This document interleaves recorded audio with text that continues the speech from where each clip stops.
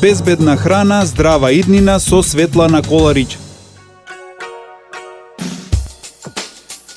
Почитувани слушатели на Радио Слободна Македонија, ви посакувам пријатно попладне.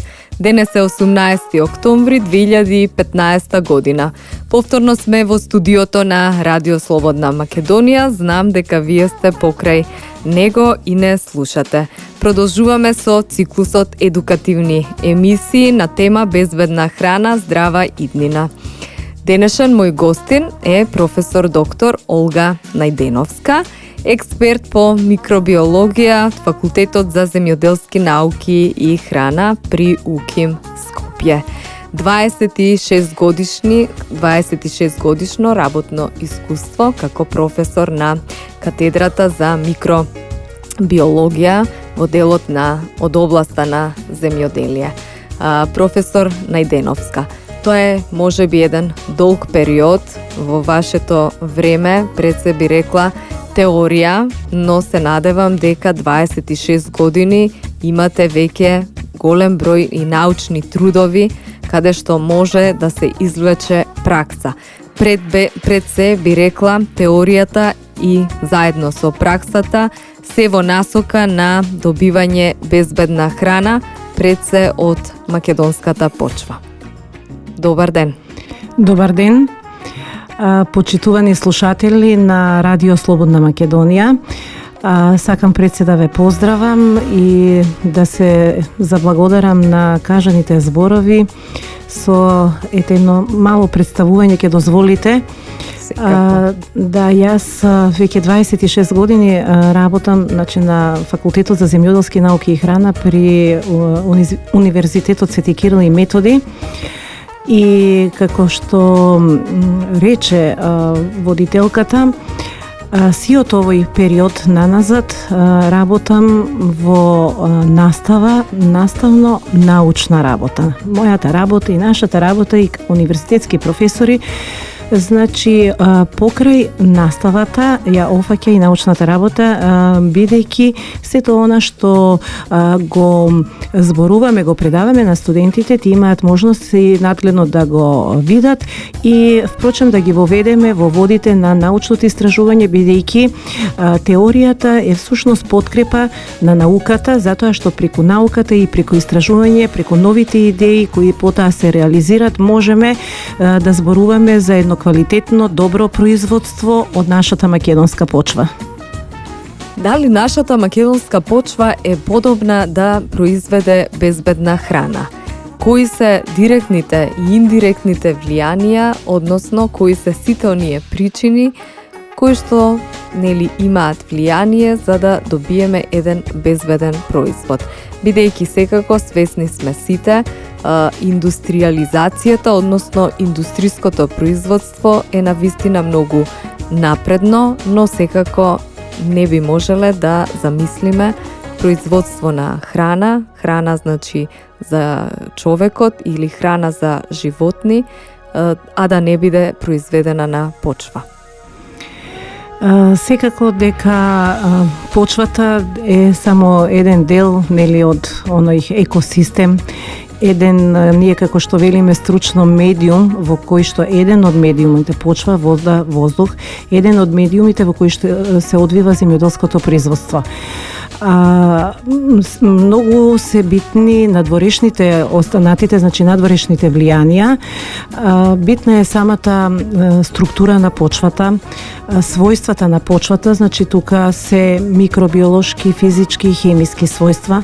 Битни се климатските услови, географската положба, количеството на врнежи, значи сончевите денови, инсолацијата во текот на годината, зашто Република Македонија е благодет, можам да кажам, во однос на сите овие идеални услови за одвивање на едно земјоделско производство, така да сметам дека и нашата земја, Македонија, токму тука е и иднината. Ги имаме сите услови за производство, за добро, квалитетно производство, а пред се производство на еколошки квалитетна, безбедна храна. Споменавте уште со развитокот на индустријата дека има секако влијание и врз квалитетот на земјоделското производство. Меѓутоа, знаете како, уште од индустријската револуција настануваат првите оние промени во однос на самото одвивање на земјоделското, практикување на земјоделското производство, вклучително и со сите оние појави што се случуваат во однос на добивање на високи производи, односно високоприносни сорти, нели, зголемено производство, но од друга страна секако се зголемуваат и, така да речеме, условно ќе кажеме, опасности од таа индустриализација, примената интензивна на агрохимикалиите или пестицидите, меѓутоа велам условно опасности. Токму заради тоа сакам да позборуваме малку колку е битна едукацијата во смисол да нашите земјоделци ги обучиме дека ниту една химикалија, агрохимикалија нема да биде опасна и не е опасна, доколку се применува стручно, квалитетно и онака како што тоа се пропишува согласно законот. Само нестручно и неконтролирана примена може да предизвика несакани последици, а тоа е добивање на еден здравствено небезбеден производ. Заради тоа овие години, децении, можам да речам повеќе наназад, се работи токму на производство на една еколошки, хигиенско, санитарно, здрава, квалитетна, контролирана храна, зашто Македонија имаме идеални услови. Знаете дека исто така е актуелно и се работиме и органско земјоделство, органско производство, еколошко производство. Тука има мала разлика, може да направиме што е еколошко, што е органско производство. Органското производство знаете дека е со законски легислативи, законски норми точно издефинирано што значи како треба да се употребува кога сме кај почвата, например почвата на која што се одгледуваат органски производи, не смее да биде, например, 10 години наназад третирана со било каква химикалија. Има самите култури кои се одгледуваат на таа почва, не смеат да се применуваат химикалии, туку си има производи што исто така се регулирани, кои се во насока на применливост на таа органска храна која што нема да содржи никакви хемиски елементи, туку значи ќе обезбедуваме едно производство, се обезбедува едно производство што навистина ги задоволува високите критериуми и стандарди на безбедна храна. Токму така. Го спомнавме составот на почвата, пред се вкупниот број на микроорганизми.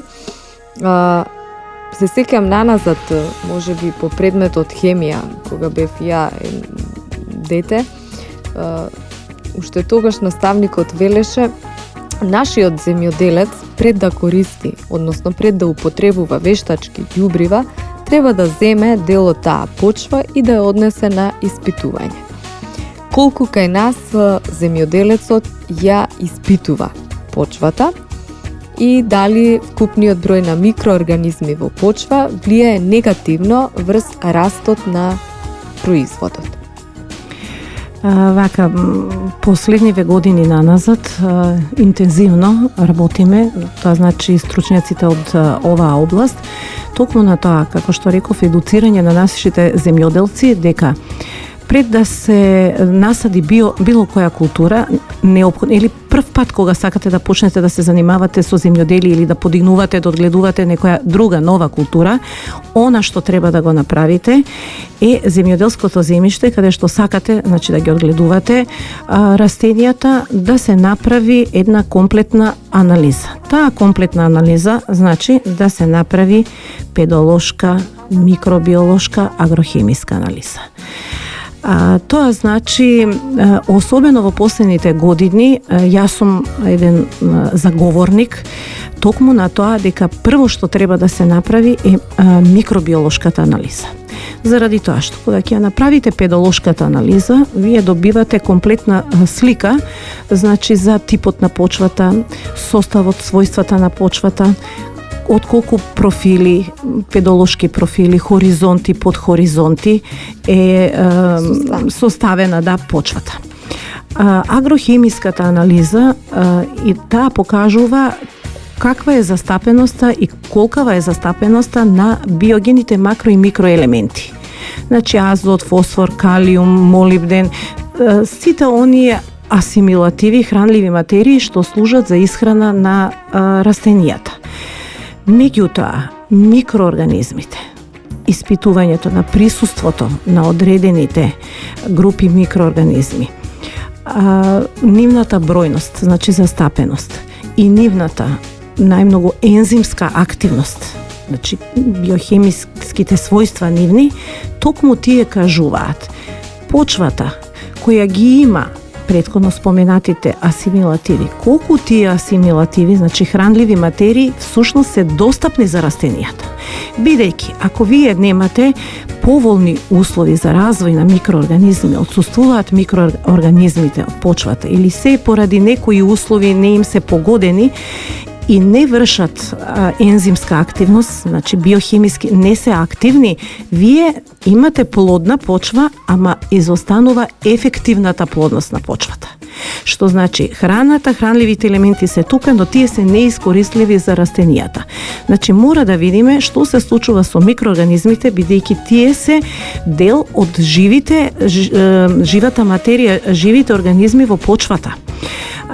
Тие кажуваат и се најдобрите индикатори, односно ние велиме биоиндикатори на квалитетот на почвата, на ефективната плодност на почвата и биоиндикатори на евентуална загаденост на почвата или степен на загаденост на почвата, заради тоа што тие може да се инхибираат, значи нивната активност да не дојде до израз, да се во фаза на латентност, значи само на преживување, доколку некои од еколошките услови и фактори, нели, во средината не им погодува и придонесува тие да не можат да се развиваат, да растат, да се размножуваат и да ја вршат својата ензимска функција. Ќе направиме кратка пауза, па продолжуваме.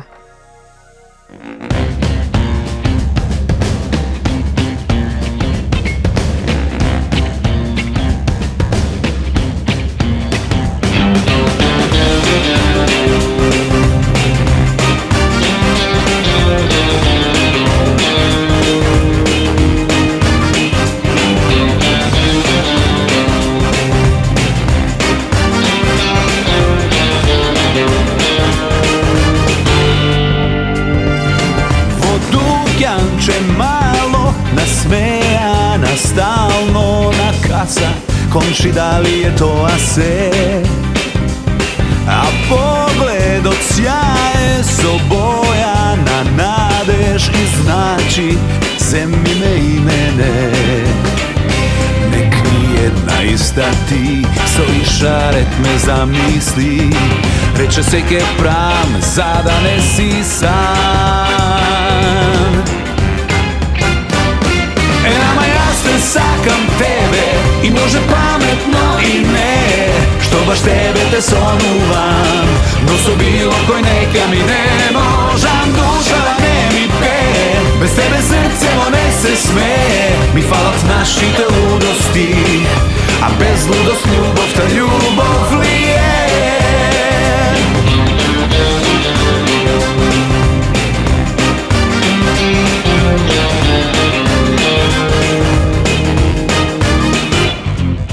Maska na drugarstvo, nokta je carstvo na strasti, prikrijeni nevešto. Na flertovi mali, dvosmisleni šali i ženi, spremni na bilo što. A ja slesnuke zaboravam, so koj se smevno ne i so koj zaplaka. Zato ja se sakam tebe i može pametno i ne, što baš tebe te sonuvam, no so bilo koj neka mi ne možam, duša ne mi peje, bez tebe srce ne se smeje, mi falat našite ludosti, a bez ludost ljubov ta ljubov lije.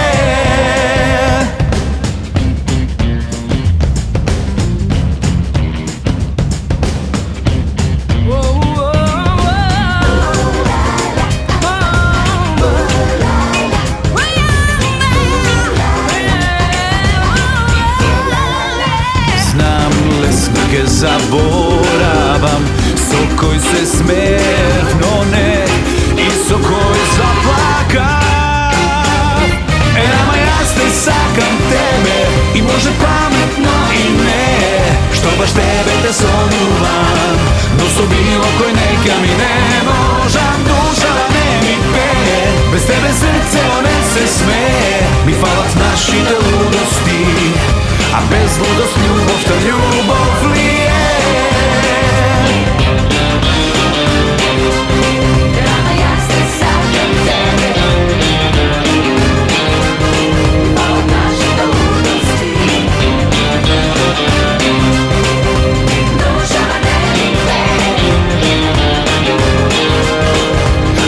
Ludost ljubov ta ljubov lije.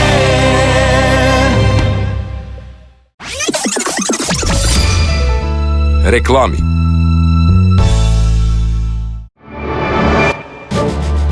Една од водечките градежни компании во Македонија и пошироко.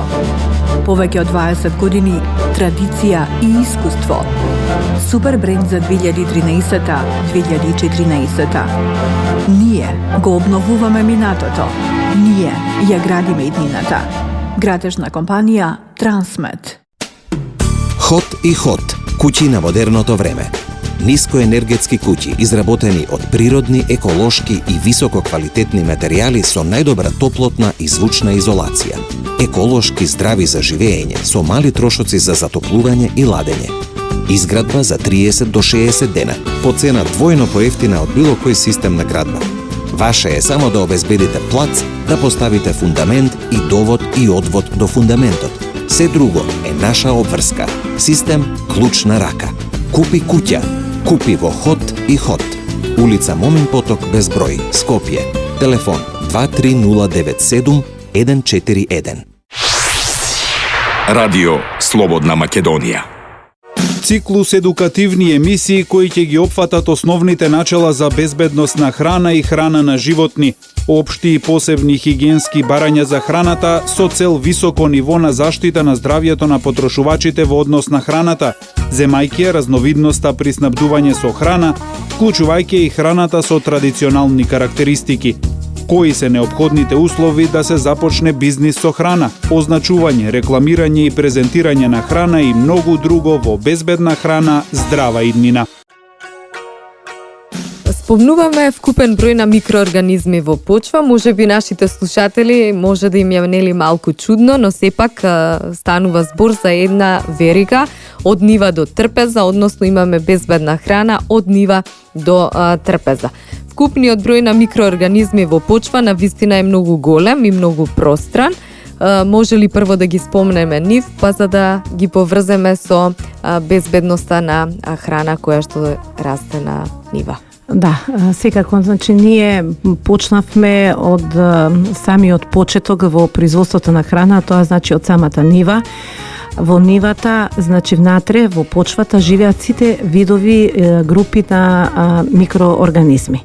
Што значи, почнувајќи нели, од бактерии, алги, протозои, квасци, актиномицети, габи, мувли, значи, сите микроорганизми живеат во почва и тие се застапени, бактериите се во најголем број застапени, тие си најситните микроорганизми во прокариоти спаѓаат, за разлика да речеме од квасците, од мувлите кои се еукариотски микроорганизми. Но она што е интересно би било за нашите слушатели, тоа е дека нивната маса, значи како жива материја, односно како органска материја, поточно после нивното изумирање, се некаде од 1 до 5 тони на 1 хектар почва. Значи тоа е веќе една голема бројка, една голема биогена маса во самата почва. Зошто ги кажувам дека микроорганизмите се битни во почвата, бидејќи почвата е медиумот каде што тие живеат, растат и се размножуваат. Микроорганизмите ги има и во водата, има микроорганизми кои што живеат и растат, се размножуваат во водата. Тие се психрофилни микроорганизми, што значи што обстојуваат и на пониски температури, нивната оптимална температура за развиток е пониска отколку овие што живеат во почвата. А исто така и може да има и осмофилни или халофилни микроорганизми, доколку станува збор за солени водени површини, мориња и океани. Воздухот исто така, во воздухот има микроорганизми секогаш, меѓутоа тоа не е место на размножување на живење, туку тука транзитираат. Многу е битно што растенијата кои се одгледуваат на почвата и микроорганизмите што се наоѓаат на растенијата се токму оние микроорганизми што потекнуваат од почвата, потоа од воздухот, и тие се нарекуваат епифитна микрофлора. Присуството на овие микроорганизми како епифитна микрофлора, микроорганизмите во почвата и во воздухот, се оние кои што се одговорни во производството и добивањето на квалитетна и безбедна храна. Зошто? Заради тоа што овие микроорганизми, значи, може да создаваат прехранбени производи. Значи, тие учествуваат во создавањето на прехранбените производи. Учествуваат во расипувањето на храната. Истите тие микроорганизми, односно специфични групи микроорганизми, учествуваат во расипување на храната.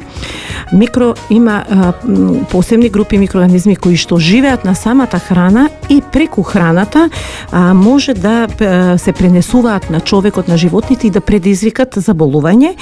И за сите овие микроорганизми основно како ќе се однесуваат и што ќе се случува со храната од микробиолошки аспект, сега зборуваме, зависи од еколошките услови, значи условите на надворешната средина кои ќе им или нема да им погодуваат на микроорганизмите.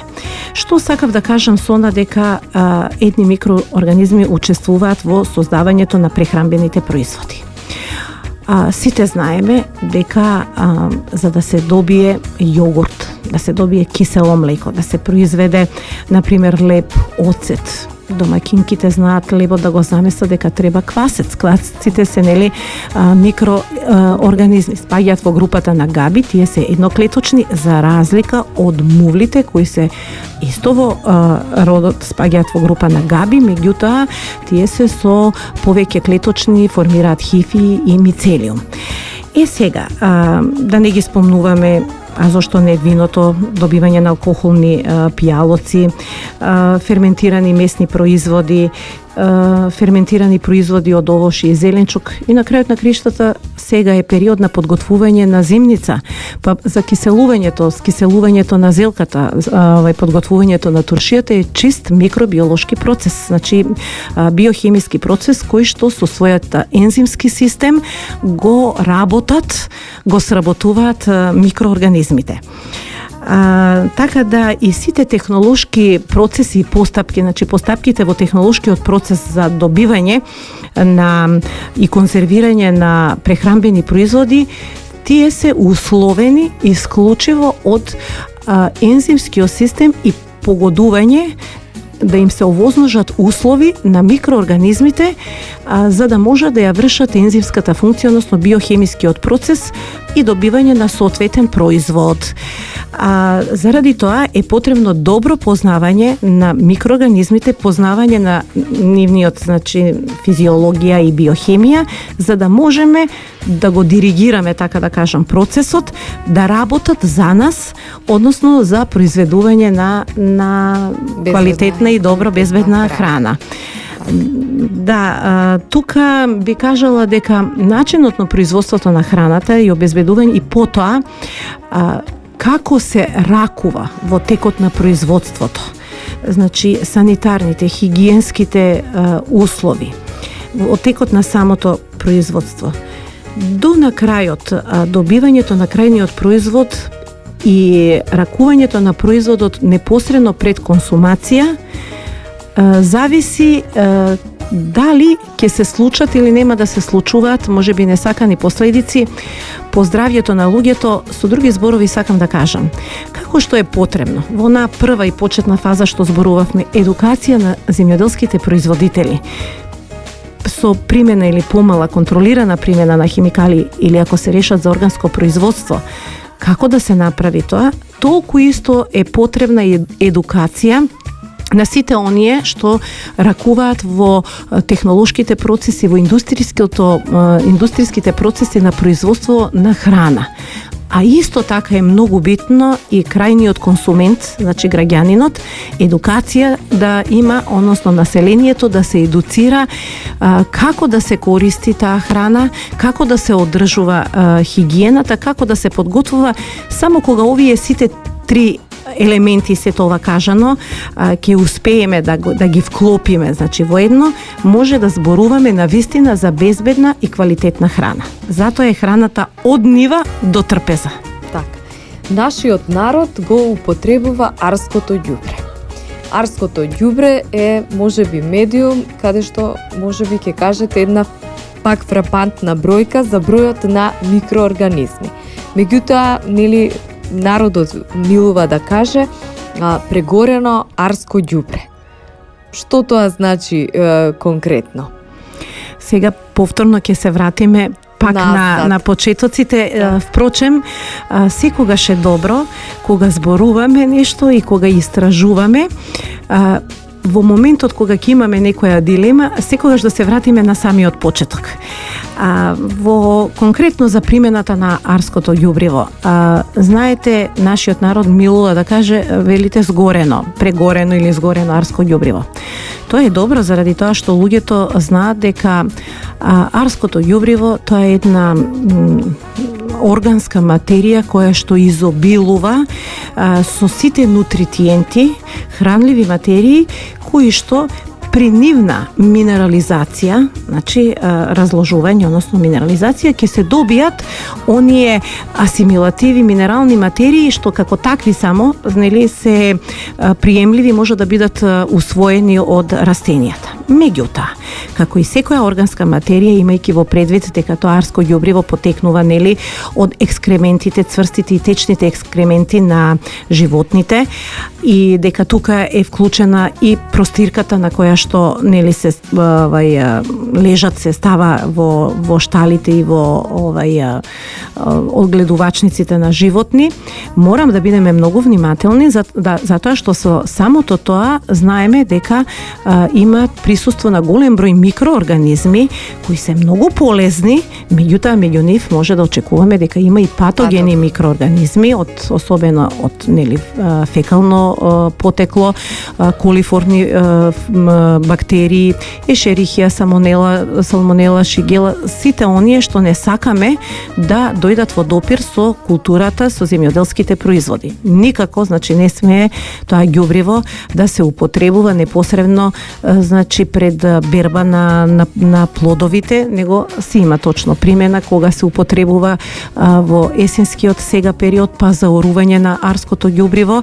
Меѓутоа, пред сето тоа да се направи 6 месеци најмалку, тоа треба да биде одложено, да се остави. Нашите земјоделци знаат тоа да го прават во природни ферментација услови, значи да згорува, или во лагуни.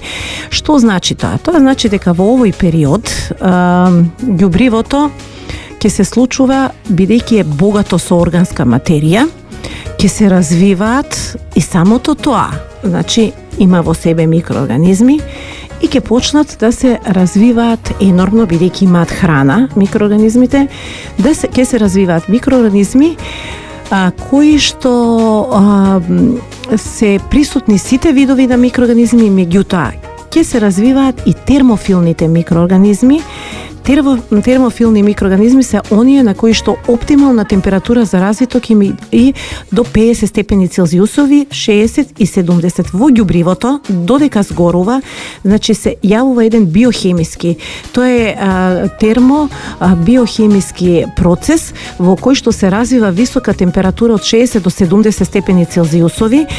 Зошто е полезна? Заради тоа што при таа температура ќе се уништат, доколку има патогени клетки, патогени микроорганизми, ќе се уништат вегетативниот дел на клетките. Сепак треба внимателни да се биде, затоа што спорите може да преживеат, и спорите всушност над 87 степени Целзиусови се потребни за да бидат уништени. Но се уништуваат патогените клетки, патогените микроорганизми, се уништуваат и семења доколку има од плевели. Така згорено арско ѓубриво е безбедно да се употребува за ѓубрење на земјоделските култури. Мора да направиме кратка пауза.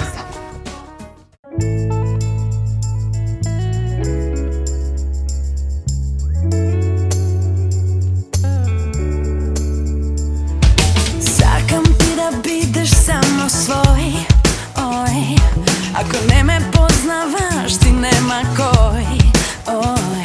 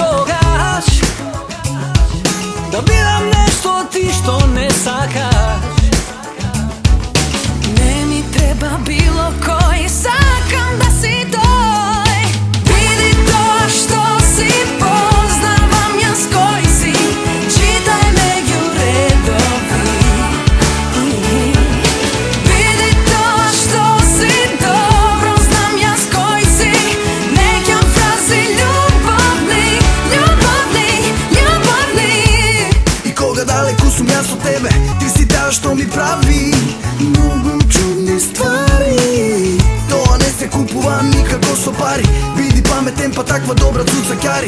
Srećen s one, a na ostrov ja bi bil moj na safari. Ne ti treba bilo koji, jaz ke mi dam toj. Vidi to što si, poznavam jaz koji si, čitaj među redovi. Vidi to što si, dobro znam jaz koji si, nekam frazi ljubavni, ljubavni, ljubavni.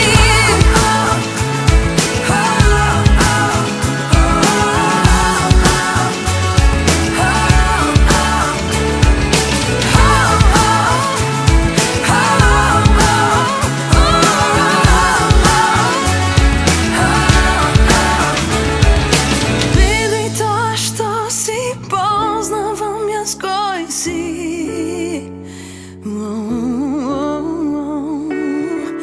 Vidi to što si, dobro znam jaz koji si, nekam frazi ljubavni. Циклус едукативни емисии кои ќе ги опфатат основните начала за безбедносна храна и храна на животни, општи и посебни хигиенски барања за храната со цел високо ниво на заштита на здравјето на потрошувачите во однос на храната, земајќи ја разновидноста при снабдување со храна, вклучувајќи и храната со традиционални карактеристики. Кои се неопходните услови да се започне бизнис со храна, означување, рекламирање и презентирање на храна и многу друго во безбедна храна, здрава иднина. Се враќаме повторно во студиото на Радио Слободна Македонија. Со нас е професор доктор Олга Најденовска. Ја начнавме темата за арско ѓубре. Ова е природно ѓубриво кое што го препорачуваат за користење од страна на земјоделците. Дали имаме и други видови на органски ѓубрива? Кога зборуваме за органските ѓубрива и за примената на арското ѓубриво, кое што е нели најмногу експлоатирано, така условно речено, од нашите земјоделци и применувано, јас сакам да обрнам едно внимание на уште едни органски ѓубрива кои што се добри да се применуваат во земјоделското производство. Сакам да го спомнам, значи, добивањето на компостот, компостирањето, процесот на компостирање, особено што денеска се соочуваме со органскиот отпад, органските отпадоци кои што ни представуваат проблем, значи со одложување, така, да, управување со тој органски отпад, не знаеме што да правиме, а од друга страна тоа е една енергија, енергенси, каде што има уште многу неискористена енергија, односно со правилно компостирање на овие органски отпадоци, тие може да се претвори, значи, во едно извонредно, квалитетно, органско, безбедно органско ѓубриво да се употребува, значи, во земјоделското производство и за ѓубрење на земјоделските култури. Но уште повеќе сакам да го потенцирам и работењето на последниве децении, така да кажам, може да речам 20 на години, така, 20 на години, производство на микробиолошки ѓубрива. Она што зборувавме микроорганизми дека ги има во почвата, водата и воздухот, во сите медиуми, како епифитна микрофлора на површината, значи на растенијата, и дека се битни во производство на квалитетна, здрава и безбедна храна, токму тие микроорганизми од почвата, кога се издвојуваат и се издвојуваат како чисти култури во контролирани лабораториски услови на одредени хранителни подлоги, вие можете да добиете микроорганизам, кој што микроорганизам може да го вклучите во производство на квалитетна на безбедна храна. Дали ќе ги вклучите во технолошки процес, некој процес, индустријски процес за добивање на квалитетно вино, квалитетно пиво, сирење, ако се млечно-киселински бактерии, добивање на квалитетни млечно-киселински, значи производи, кисело млеко, јогурт, сирење и така натаму, разни видови. Секоја група, секој вид на микроорганизам си има своја функција. А микробиолошки ѓубрива, тоа се па исто микроорганизми што се издвојуваат тука од почвата, значи се намножуваат како чисти култури во контролирани лабораториски услови и може по пат на инокулација. Тоа значи заразување, третирање на посадочниот материјал, семето или да речеме корените, клубените, зависи која култура ќе одгледувате, вршите инокулација пред насејување, пред сетва и вие всушност идното растение, ризосферата, кореновиот систем, значи ризосферата, ја збогатувате во старт со полезни микроорганизми кои што ќе си ја превземат функцијата и јас во мојот животен, така да речам, работен професионален век имам над 60 на трудови кои што се однесуваат токму на оваа проблематика.